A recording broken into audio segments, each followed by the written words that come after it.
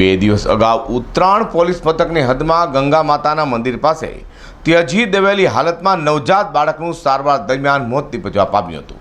આ મામલે ઉત્તરાયણ પોલીસે ગુનો નોંધી તપાસ હાથ ધરી છે. ઉત્તરાયણ પોલીસ પાસેથી મળતી માહિતી મુજબ ભરથાણા ખાતે આવેલા ગંગા માતાના મંદિરની દિવાલ પાસેથી નવજાત બાળક એક રિક્ષા ચાલકને મળતા હાલ તેને પોલીસને જાણ કરી હતી. જેથી ઉત્તરાયણ પોલીસે તાત્કાલિક ઘટનાસ્થળે દોડી જઈ બાળકનો કબજો લઈ સારવાર માટે હોસ્પિટલે ખસેડ્યો હતો.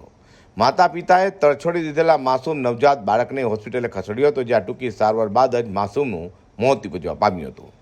સર, અમને રિક્ષા ફેરવતા હતા તો અહીંયાથી મેં રાઉન્ડ માર્યો ને તો તરત મને બાળક દેખાયું.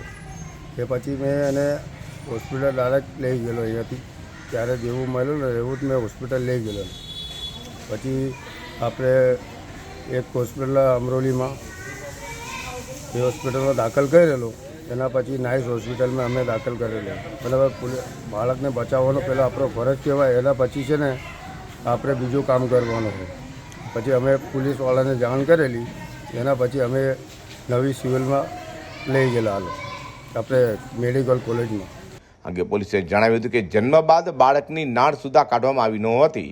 સ્થાનિક વિસ્તારમાં જ બાળકનો જન્મ થયો હોવાની આશંકા રહેલી છે. જેથી બાળક મળ્યું તેટલા વિસ્તારમાં સીસીટીવી નથી, જેથી સ્થાનિક લોકોની મદદથી બાળકના અજાણ્યા માતા પિતાની શોધખોળ હાથ ધરી છે. અઝર કુરશી સાથે પ્રકાશવાળા.